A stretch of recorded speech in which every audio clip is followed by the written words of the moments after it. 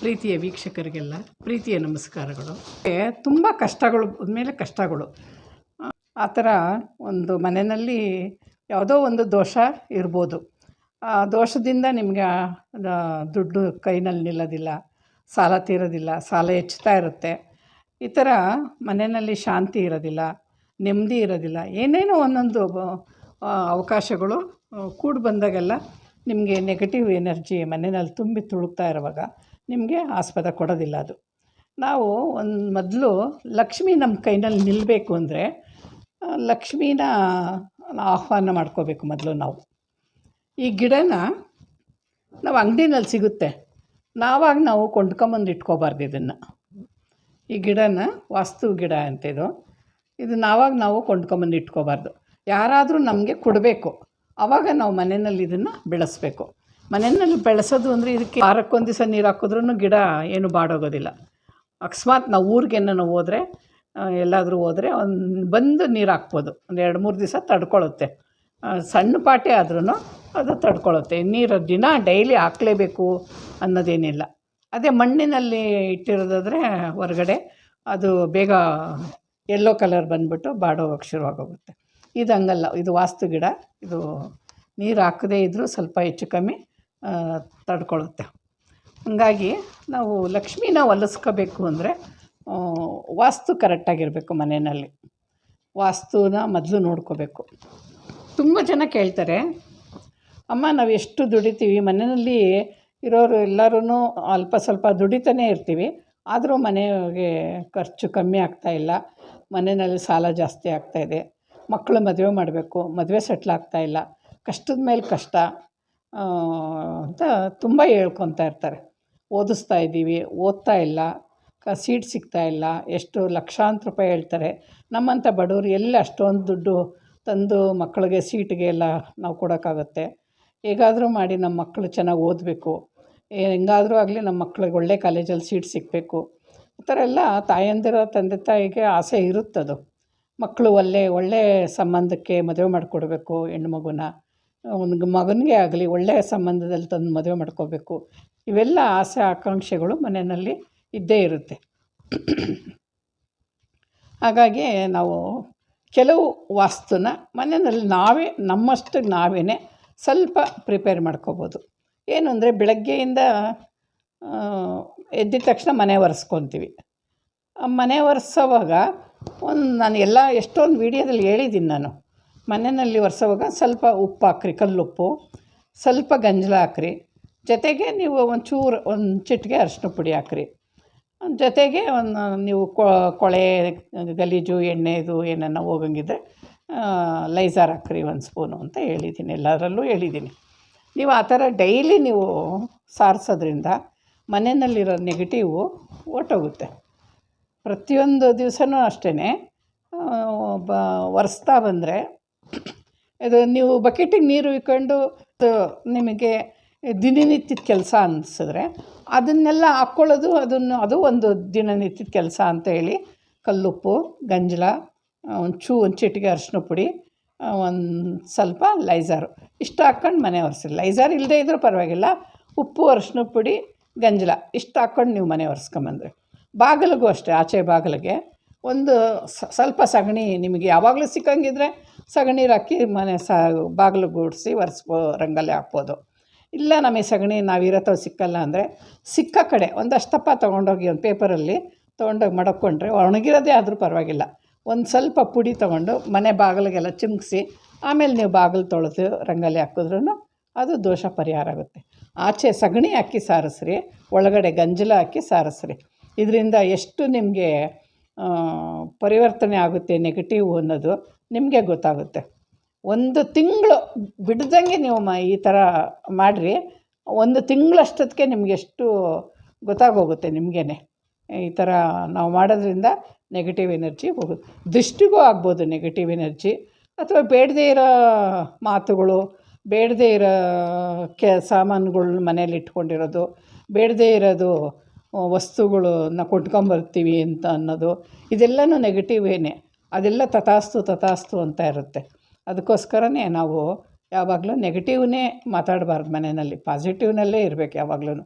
ಮಕ್ಕಳ ಹತ್ರ ಮಾತಾಡಲಿ, ಗುಂಪಲ್ಲಿ ಮಾತಾಡಲಿ, ಮನೆಯಲ್ಲಿ ಮಾತಾಡಲಿ, ಒಂದು ಯಾವುದೇ ಒಂದು ಶುಭ ಕಾರ್ಯದ್ದು ಮಾತಾಡಲಿ, ಯಾವುದೇ ಮಾತಾಡಿದ್ರೂ ಒಂದು ನೆಗೆಟಿವ್ನ ಅಲ್ಲಿ ಪದ ಉಪಯೋಗಿಸ್ಬಾರ್ದು, ಪಾಸಿಟಿವ್ನೇ ಉಪಯೋಗಿಸ್ಬೇಕು. ಹೀಗಾಗಿ ನಾವು ಮನೆಯಲ್ಲಿ ಕಷ್ಟದ ಮೇಲೆ ಕಷ್ಟ ಇರೋದನ್ನ ತಪ್ಪಿಸ್ಕೊಳ್ಳೋಕ್ಕೋಸ್ಕರ ನಾವು ಇದನ್ನು ಉಪಾಯಗಳನ್ನ ಮಾಡ್ಬೋದು. ನಾವು ಈ ಥರ ಉಪಾಯನ ಮಾಡ್ಬೋದು. ಒಂದು ನಾವು ಶುಕ್ರವಾರ ಬಂತು ಅಂದರೆ ಲಕ್ಷ್ಮೀ ಪೂಜೆ ಮಾಡ್ತೀವಿ. ಎಲ್ಲ ಪ್ರತಿಯೊಬ್ಬರ ಮನೆಯಲ್ಲೂ ಲಕ್ಷ್ಮೀ ಪೂಜೆ ಮಾಡೇ ಮಾಡ್ತಾರೆ. ಶುಕ್ರವಾರ ಅಂದರೆ ಎಲ್ಲ ಹೆಂಗಸರು ತಲೆಗೆ ಸ್ನಾನ ಮಾಡ್ಕೊತಾರೆ. ಮನೆ ವಿಶೇಷವಾಗಿ ಮನೆ ಯಾವತ್ತೂ ಒರೆಸ್ದೇ ಇದ್ರೂ ಶುಕ್ರವಾರ ದಿವಸ ಮನೆ ಒರೆಸ್ತಾರೆ, ರಂಗೋಲಿ ಹಾಕ್ತಾರೆ, ಬಾಗಿಲಿಗೆ ಅರಿಶಿನ ಕುಂಕುಮ ಹೂವು ಇಡ್ತಾರೆ. ಮನೆಯಲ್ಲಿ ದೇವ್ರ ಸಾಮಾನುಗಳಿಗೆಲ್ಲ ದೇವ್ರದ್ದು ಇದೆಲ್ಲ ಮಾಡಿ ಹೂವು ಇಟ್ಟು ಎಲ್ಲ ಮಾಡ್ತಾರೆ. ವಿಶೇಷವಾಗಿ ಸಂಜೆ ಅಥವಾ ಬೆಳಗ್ಗೆನೇ ಮಾಡಿರಿ. ಒಂದು ಗಾಜಿನ ಬೋಲಲ್ಲಿ ಒಂದು ಚಿಕ್ಕದೊಂದು ಬೋಲು, ಒಂದು ಪ್ಲೇಟ್ ಆದರೂ ಆಗ್ಬೋದು, ಗಾಜಿಂದು ಅಥವಾ ಬೋಲ್ ಆದರೂ ಆಗ್ಬೋದು, ಅಥವಾ ಒಂದು ಚಿಕ್ಕದು ಗ್ಲಾಸ್ ಆದರೂ ಆಗ್ಬೋದು. ಆ ಥರದ್ರಲ್ಲಿ ಉಪ್ಪು ತುಂಬ ತುಂಬ್ರಿ, ಗೋಪುರ ಥರ ತುಂಬ ತುಂಬಿ ಅದಕ್ಕೊಂದು 6 ಲವಂಗನ ಸಿಗಿಸ್ಬಿಟ್ಟು ಲಕ್ಷ್ಮೀ ಫೋಟೋದ ಮುಂದೆ ಆಗಲಿ, ಲಕ್ಷ್ಮೀ ವಿಗ್ರಹದ ಮುಂದೆ ಆಗಲಿ ಅದನ್ನು ಇಡ್ರಿ. ಜೊತೆಗೆ ಸ್ವಲ್ಪ ಪಾಯಸ ಮಾಡಬೇಕು. ರವೆ ಹಾಕಿದ್ದು ಒಂದು ಸ್ವಲ್ಪ ಪಾಯಸ, ದಪ್ಪ ರವೆ ಸಣ್ಣ ರವೆ ಅಂತ ಏನಿಲ್ಲ, ರವೆ ಹಾಕಿ ಬೆಲ್ಲನೋ ಸಕ್ಕರೆನೋ ಹಾಕಿ ನೀವು ಒಂದು ಸ್ವಲ್ಪ ಪಾಯಸ ಮಾಡಿರಿ. ಪಾಯಸನೂ ನೈವೇದ್ಯಕ್ಕೆ ಇಡ್ರಿ. ನೀವು ಬೆಳಗ್ಗೆನೇ ಲಕ್ಷ್ಮೀ ಪೂಜೆ ಮಾಡಿರಿ, ಸಂಜೆನೂ ಲಕ್ಷ್ಮೀ ಪೂಜೆ ಮಾಡಿರಿ. ನಿಮ್ಗೆ ಆಗ ನೋಡಿರಿ, ನಿಮಗೆ ಎಷ್ಟು ಪರಿವರ್ತನೆ ಆಗುತ್ತೆ ನಿಮ್ಮ ಮನೆಯಲ್ಲಿ, ಎಷ್ಟು ನೆಗೆಟಿವ್ಗಳೆಲ್ಲ ಹೋಗಿ ಪಾಸಿಟಿವ್ ಬಂದಿರುತ್ತೆ. ಅದನ್ನೆಲ್ಲ ನೀವು ಗಮನಕ್ಕೆ ತಗೋಬೇಕು. ನೀವು ಅದನ್ನೆಲ್ಲ, ಅದು ಲವಂಗ ಇರುತ್ತಲ್ಲ, ಅದು ಲವಂಗ ಲಕ್ಷ್ಮೀ ಸ್ವರೂಪ. ಉಪ್ಪು ಅಷ್ಟೇ ಲಕ್ಷ್ಮೀ ಸ್ವರೂಪ. ಅದರಿಂದ ಉಪ್ಪನ್ನು ನಾವು ಆವತ್ತಿನ ದಿವಸ ಪೂರ್ತಿ ದೇವ್ರ ಮುಂದೆನೇ ಇಡಲಿ. ಬೆಳಗ್ಗೆ ಇಟ್ಟಿದ್ದು, ಶುಕ್ರವಾರ ಬೆಳಗ್ಗೆ ಇಟ್ಟಿದ್ದು ರಾತ್ರಿಯೆಲ್ಲ ಅಲ್ಲೇ ಇರಲಿ. ನೀವು ಮಾರನೇ ದಿವಸ ನೀವು ಪೂಜೆಗೆ ದೇವ್ರ ಮನೆಗೆ ಹೋದಾಗ, ದೇವ್ರ ಹತ್ರ ಹೋದಾಗ ಅದನ್ನು ತೆಗೆದುಬಿಟ್ಟು ಕಲ್ಲುಪ್ಪನ್ನ ಒಂದು ನೀರಲ್ಲಿ ಕದ್ರುಬಿಟ್ಟು ಅಡುಗೆ ಮನೆ ಸಿಂಕಲ್ಲಿ ಹಾಕ್ರಿ. ಇಲ್ಲ ಅಂದರೆ ಆಚೆ ಗಿಡದ ಬುಡಕ್ಕೆ ನೀರು ಹಾಕ್ಬಿಟ್ಟು ಯಾರು ತುಳಿದಿಲ್ಲ ಜಾಗದಲ್ಲಿ ತೊಗೊಂಡೋಗಿ ಸುರಿದು ಬಿಡ್ರಿ. ಆ ಲವಂಗ ಮಾತ್ರ ಒಂದು ಪಾಟಲ್ಲಾಗಲಿ, ಒಂದು ಗಿಡದ ಬುಡದಲ್ಲಾಗಲಿ ಒಂದು ಅದನ್ನು ತೂತ ಮಾಡಿಬಿಟ್ಟು ಉಣ್ಬಿಟ್ಟು ಮಣ್ಣು ಮುಚ್ಚಿಬಿಡ್ಬೇಕು. ಅದು ಯಾರಿಗೂ ಲವಂಗ ಕಾಣಬಾರ್ದು. ಆ ಥರ ಮಾಡಿರಿ. ಅದು ನೋಡಿರಿ ಎಷ್ಟು ನಿಮಗೆ ಪರಿವರ್ತನೆ ಆಗುತ್ತೆ ಮನೆಯಲ್ಲಿ. ಲಕ್ಷ್ಮೀ ಕೃಪೆ ಯಾವಾಗಲೂ ಸದಾ ನಿಮ್ಮ ಜೊತೆಯಲ್ಲೇ ನೆಲೆಸಿರ್ತಾಳೆ. ಅಷ್ಟರ ಮಟ್ಟಿಗೆ ಲಕ್ಷ್ಮೀ ಮನೆಯಲ್ಲಿ ತಾಂಡವಾಡ್ತಾಳೆ. ಇನ್ನು ನೆಕ್ಸ್ಟು, ನಾವು ಯಾವಾಗಲೂ ಅಡುಗೆ ಮನೆಯಲ್ಲಿ ಊಟಕ್ಕೆ ಒಂದು ಎಲ್ಲದಕ್ಕೂ ಉಪ್ಪು ತರ್ತಾ ಇರ್ತೀವಿ, ಉಪ್ಪು ಬಳಸ್ತಾ ಇರ್ತೀವಿ. ಅಡುಗೆಗೂ ಉಪ್ಪು ಬಳಸ್ತೀವಿ. ನಾವು ಅಂಗಡಿಯಿಂದ ಉಪ್ಪು ತರೋದು ಯಾವಾಗಲೋ ಉಪ್ಪು ಮುಗ್ದಾಗ ತೊಗೊಂಬರ್ಬೇಕು. ಆವಾಗ ಉಪ್ಪು ಮುಗೀತು ಅಂತ ಹೇಳ್ಬಾರ್ದು. ಅದಕ್ಕೋಸ್ಕರ ನಾವು ಶುಕ್ರವಾರ ಪುಡಿ ಉಪ್ಪಾಗಲಿ ಕಲ್ಲುಪ್ಪಾಗಲಿ ಯಾವುದಾದ್ರೂ ಒಂದು ಉಪ್ಪನ್ನು ಶುಕ್ರವಾರ ತೊಗೊಂಬರೋದನ್ನು ರೂಢಿಲಿ ಇಟ್ಕೋಬೇಕು. ಅಂಗಡಿಯಿಂದ ತರೋದನ್ನ ರೂಢಿನಲ್ಲಿ ಇಟ್ಕೋಬೇಕು. ಜೊತೆಗೆ ನಾವು ಉಪ್ಪು ಸುರಿತೀವಲ್ಲ, ಅದು ಗ್ಲಾಸಿಂದಾದರೆ, ಗಾಜಿಂದಾದರೆ ಒಳ್ಳೆಯದು, ಅಥವಾ ಪಿಂಗಾಣಿದಾದರೂ ಒಳ್ಳೆಯದು. ಆ ಥರ ಜಾರು, ಉಪ್ಪಿನಕಾಯಿ ಜಾಡಿ ಅಂತಾರಲ್ಲ, ಆ ಥರದ ಜಾರ್ನಲ್ಲಿ ಉಪ್ಪಾಕಿ ಇಡೋದ್ರಿಂದನೂ ಪರವಾಗಿಲ್ಲ. ಉಪ್ಪಾಕಿ ಅದರಲ್ಲಿ ಇಟ್ಟರು ಒಳ್ಳೆಯದು. ಜೊತೆಗೆ ಅದರ ಜೊತೆಯಲ್ಲಿ ಲವಂಗ, ತಳಕ್ಕೆ 1-2 ಲವಂಗ ಹಾಕಿದ್ರೆ ಅದು ಎಷ್ಟೇ ನೆಗೆಟಿವ್ ಎನರ್ಜಿ ಇದ್ರೂ ಲವಂಗ ಇರುತ್ತಲ್ಲ, ಆ ಲವಂಗ ಎಳ್ಕೊಳ್ತಾ ಇರುತ್ತೆ, ಉಪ್ಪಿನಲ್ಲಿ ಸೇರಿಸೋದಿಲ್ಲ. ಆ ಉಪ್ಪು ನಾವು ಅಡುಗೆಗೆ ಉಪಯೋಗಿಸ್ತೀವಿ. ಆ ನೆಗೆಟಿವ್ ಎಲ್ಲ ಇವಾಗ ಲವಂಗ ಇಟ್ಟಿಲ್ಲ ಅಂದರೆ ಕಲ್ಲುಪ್ಪುನಲ್ಲಿ ನಾವು ಡಬ್ಬದಲ್ಲಿ ಇಟ್ಟಿರೋದು, ಬಾಕ್ಸಲ್ಲಿ ಇಟ್ಟಿರೋದು ಉಪ್ಪು ನೆಗೆಟಿವ್ ಎನರ್ಜಿನ ಎಳ್ಕೊತಾ ಇರುತ್ತೆ. ನಾವು ಬೆಳಗ್ಗೆ ತಿಂಡಿಗೆ, ಮಧ್ಯಾಹ್ನ ಊಟಕ್ಕೆ, ಸಾರಿಗೆ, ಮಜ್ಜಿಗೆಗೆ ಎಲ್ಲದಕ್ಕೂ ಆ ಉಪ್ಪನ್ನ ತೆಗೆದು ಹಾಕ್ತಾಯಿರ್ತೀವಿ, ನಾವು ತಿಂತಾಯಿರ್ತೀವಿ. ಅದು ನಮ್ಮ ನೆಗೆಟಿವ್, ಮನೆಯಲ್ಲಿ ಓಡಾಡೋ ನೆಗೆಟಿವ್ ಎಲ್ಲನೂ ನಮ್ಮ ಶರೀರದಲ್ಲಿ ಸೇರಿಕೊಳ್ಳುತ್ತೆ. ಆ ಥರ ಆಗಬಾರ್ದು ಅಂದರೆ ನಾವು ಲವಂಗನ 2 ಲವಂಗನ ಉಪ್ಪಿನ ಜೊತೆಯಲ್ಲಿ, ಉಪ್ಪಿನ ತಳದಲ್ಲಿ, ಉಪ್ಪಿನ ಡಬ್ಬದಲ್ಲಿ ಇಡಬೇಕು. ಪ್ಲ್ಯಾಸ್ಟಿಕ್ಕಿಂದು ಇಡೋದು ಬೇಡ. ಗಾಜು, ಪಿಂಗಾಣಿ, ಜಾರು ಆ ಥರದ್ರಲ್ಲಿ ನಾವು ಇಟ್ಕೊಂಡ್ರೆ ತುಂಬ ಒಳ್ಳೆಯದು. ಪ್ಲ್ಯಾಸ್ಟಿಕ್ಕು ಸರಿಯಾಗಿರೋದಿಲ್ಲ. ಅದು ನೆಗೆಟಿವ್ ಎನರ್ಜಿನ ಅದು ವಾಪಸ್ ಕಳಿಸೋದಿಲ್ಲ. ಅದು ತಾನೇ ಎಳ್ಕೊಳ್ತಾ ಇರುತ್ತೆ. ಅದು ಅದಕ್ಕೋಸ್ಕರ ಪ್ಲಾಸ್ಟಿಕ್ಕಿಂದು ಉಪಯೋಗಿಸೋದು ಬೇಡ ಅಂತ. ಸ್ಟೀಲಿಂದು ತುಕ್ಕು ಹಿಡಿದ್ಬಿಡುತ್ತೆ, ಸ್ಟೀಲಿಂದು ಉಪಯೋಗಿಸೋದು ಬೇಡ. ಈ ಥರ ನಾವು ಅಲ್ಲಿ ಒಂದು ಸ್ವಲ್ಪ ಎನರ್ಜಿನ ಕೊಟ್ಟಂಗಾಗುತ್ತೆ, ವಾಸ್ತುಗೆ ನಾವು ಹೊಂದ್ಕೊಂಡಂಗಾಗುತ್ತೆ. ಅದೊಂದು ಸ್ವಲ್ಪ ಇದಾಗುತ್ತೆ. ಈಗ ನಾವು ಬೆಳಗ್ಗೆ ಎದ್ದು ಸ್ನಾನ ಮಾಡ್ಕೊಂಬರ್ತೀವಿ, ರಾತ್ರಿ ನಾವು ಮಲಗೋವಾಗ ನಾವು ಊಟ ಎಲ್ಲ ಆಗುತ್ತೆ, ಅಡುಗೆ ಪಾತ್ರೆ ಎಲ್ಲ ಎತ್ತಿಡ್ತೀವಿ, ಊಟದ ತಟ್ಟೆಗಳೆಲ್ಲ, ಊಟದ ಲೋಟಗಳು, ಊಟದ ತಟ್ಟೆಗಳು, ಅಡುಗೆ ಮಾಡಿದ ಸೌಟು, ಅನ್ನದ ಕೈ ಎಲ್ಲನೂ ಎತ್ತಿಕ್ತೀವಿ. ಎಲ್ಲ ಎತ್ತಿಕ್ಬೇಕಾದ್ರೆ ಎಂಜಿಲ್ಗೈನಲ್ಲಿ ಎತ್ತಿಡಬಾರ್ದು. ಆ ಪಾತ್ರೆ ಒಳಗಿಂದ ಎಂಜಿಲ್ಗೈನಲ್ಲಿ ಎತ್ತಿಕ್ಬಾರ್ದು. ಕೈ ತೊಳ್ಕೊಂಡು ಅನ್ನದ ಕೈ ಸೌಟು ಎಲ್ಲ ಎತ್ಕೊಂಡು ಅದು ಮುಟ್ಟಿಸ್ಕೋಬಾರ್ದು. ಅದನ್ನು ಪಾತ್ರೆಯಲ್ಲಿ ಅದು ಅಕ್ಷಯ ಪಾತ್ರೆ, ಅದಕ್ಕೋಸ್ಕರ ಅಕ್ಷಯ ಪಾತ್ರೆಗೆ ಎಂಜಿಲ್ ಮುಟ್ಟಬಾರ್ದು. ರಾತ್ರಿ ಹೊತ್ತು ದಿಕ್ಪಾಲಕರೆಲ್ಲರೂ ಮನೆಗೆ ಒಂದು ವಾಸ್ತು ಪ್ರಕಾರ ವಾಸ್ತು ಲಕ್ಷ್ಮೀ ಸ್ವರೂಪದಲ್ಲಿ ಮನೆಗೆ ಬರ್ತಾರೆ. ಒಂದು ದೇವತೆಗಳೆಲ್ಲರೂ ಬರ್ತಾರೆ.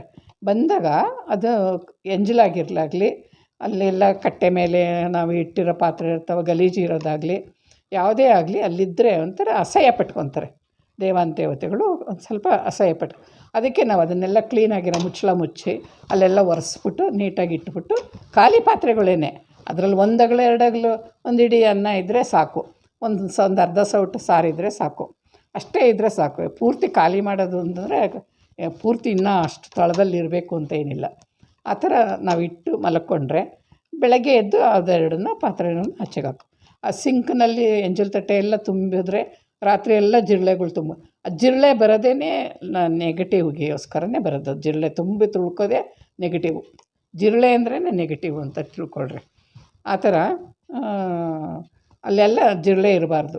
ಅದು ಸಿಂಕೆಲ್ಲ ತೊಳೆದು ಪಾತ್ರೆ ಎಲ್ಲ ಆಚೆಗೆ ಹಾಕಿ ನೀವು ಅಡುಗೆ ಮಾಡಿರೋದು ಮಾತ್ರ ಅಲ್ಲಿ ಸ್ಟವ್ ಹತ್ರ ಇಟ್ಬಿಟ್ಟು ನೀವು ಮಲ್ಕೊಳ್ತೀರ.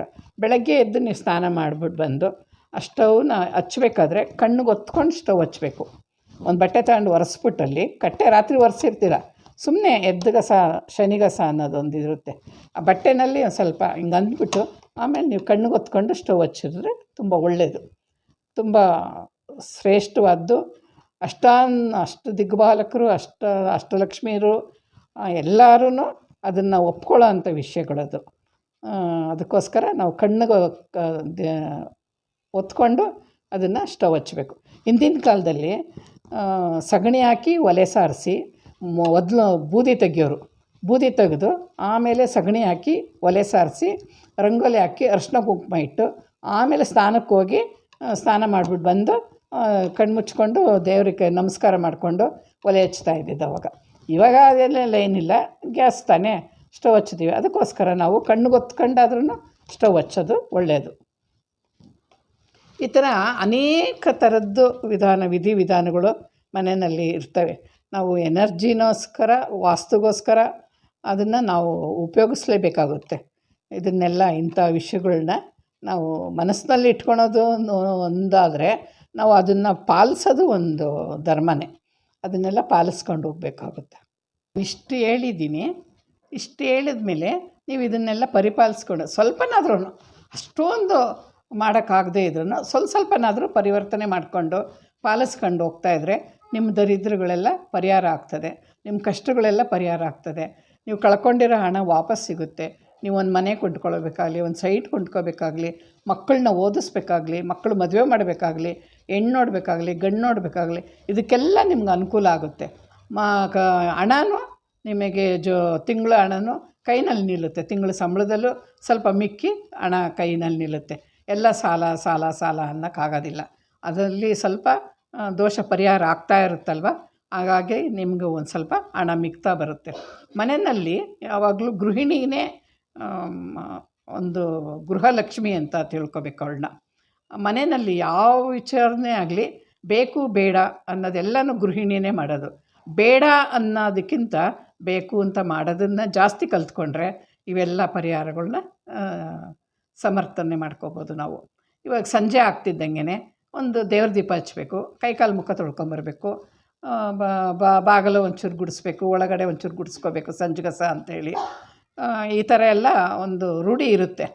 ಹಂಗಾಗಿ ರೂಢಿನ ಕೈಕಾಲು ಮುಖ ತೊಳೆಯೋದು ಅಂದರೆ ಸಿಂಕ್ ಹತ್ರ ಮುಖ ತೊಳ್ಕೊಂಡು ಬಂದು ದೇವ್ರ ದೀಪ ಹಚ್ಚೋದಲ್ಲ. ಅದು ಬಚ್ಚಲ್ಗೆ ಹೋಗಿ ಕೈ ಕಾಲು ಮುಖ 3 ತೊಳ್ಕೊಂಡು ಬಂದು ದೇವ್ರ ದೀಪ ಹಚ್ಚಿದ್ರೆ ಒಳ್ಳೆಯದು.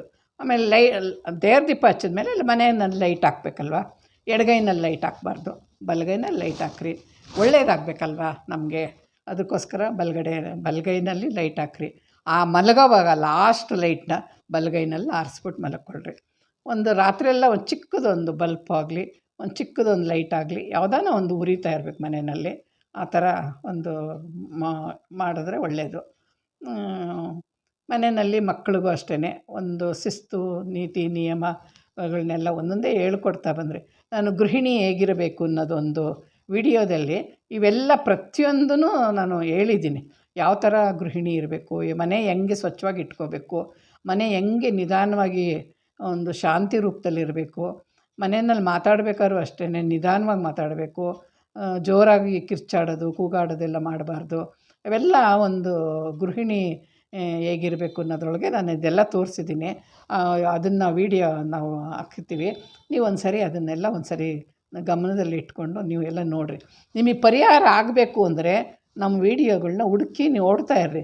ನಮ್ಮ ಪ್ರತಿಯೊಂದೂ ಮನೆಯಲ್ಲಿ ಶುಕ್ರವಾರದ ದೃಷ್ಟಿ ತೆಗೆದಾಕೋದು ಕೂಡ ನಾನು ತೋರಿಸಿದ್ದೀನಿ. ಅಂಗಡಿ ಒಳಗೆ ಯಾವ ಥರ ದೃಷ್ಟಿ ಆಗುತ್ತೆ, ಅಲ್ಲಿ ಯಾವ ಥರ ದೃಷ್ಟಿ ಪರಿಹಾರ ಮಾಡಬೇಕು ಅದನ್ನು ಕೂಡ ತೋರಿಸಿದ್ದೀನಿ. ಮನೆಯಲ್ಲಿನೂ ಯಾವ ಥರ ದೃಷ್ಟಿ ಪರಿಹಾರ ಮಾಡ್ಕೋಬೇಕು ಅದನ್ನು ತೋರಿಸಿದ್ದೀನಿ. ಮಕ್ಕಳಿಗೆ ಯಾವ ಥರ ದೃಷ್ಟಿ ಪರಿಹಾರ ಮಾಡಬೇಕು ಅದನ್ನು ಕೂಡ ತೋರಿಸಿದ್ದೀನಿ. ಇದೆಲ್ಲ ವೀಡಿಯೋಗಳನ್ನ ನೀವು ನೋಡ್ತಾ ಇದ್ದರೆ ಎಲ್ಲ ಪ್ರತಿಯೊಂದೂ ನಿಮಗೆ ಗಮನಕ್ಕೆ ಬಂದರೆ ನಿಮ್ಮ ಕಷ್ಟಗಳೆಲ್ಲ ಪರಿಹಾರ ಆಗುತ್ತೆ. ನಿಮ್ಗೆ ಒಳ್ಳೆಯ ದಿನಗಳು ಬಂತು ಅಂತ ಲೆಕ್ಕ ಬರುತ್ತೆ. ಪ್ರತಿಯೊಂದೂ ವಾಸ್ತು ಪ್ರಕಾರ ನಮ್ಮ ವಾಸ್ತುನ ಮನೆಯಲ್ಲಿ ಇಟ್ಕೊಂಡು ವಾಸ್ತು ಪ್ರಕಾರನೇ ನೀವು ನಡ್ಕೊಂಡ್ರೆ ಖಂಡಿತ ನಿಮಗೆ ದೇವ್ರು ಒಳ್ಳೇದು ಮಾಡ್ತಾನೆ. ಯಾವ ರೀತಿಯ ಒಂದು ತೊಂದರೆನೂ ಆಗದಂಗೆ ನೀವು ಮನೆಯಲ್ಲಿ ಸುಖ, ಶಾಂತಿ, ನೆಮ್ಮದಿ, ಆರೋಗ್ಯ, ಭಾಗ್ಯ, ಸಕಲೇಶ್ವರ, ಸಕಲ ಸಂಪತ್ತು, ಹಣ, ಲಕ್ಷ್ಮಿ ಎಲ್ಲ ಒಂದುಗೂಡಿ ನಿಮಗೆಲ್ಲ ಒಳ್ಳೆಯದಾಗುತ್ತೆ. ಈ ವಿಡಿಯೋನ ನಿಮ್ಮ ಫ್ರೆಂಡ್ ರಿಲೇಷನ್ಗೆಲ್ಲ ಶೇರ್ ಮಾಡಿ ವಿಡಿಯೋನ ಕಳಿಸ್ಕೊಡ್ರಿ. ಇಷ್ಟೊತ್ತು ವಿಡಿಯೋ ನೋಡಿದ್ದೀರಾ, ಶೇರ್ ಮಾಡಿ, ಸಬ್ಸ್ಕ್ರೈಬರ್ ಆಗಿ, ನಿಮ್ಮ ಅನಿಸಿಕೆ ಅಭಿಪ್ರಾಯಗಳನ್ನ ಕಮೆಂಟ್ ಮೂಲಕ ತಿಳಿಸ್ರಿ.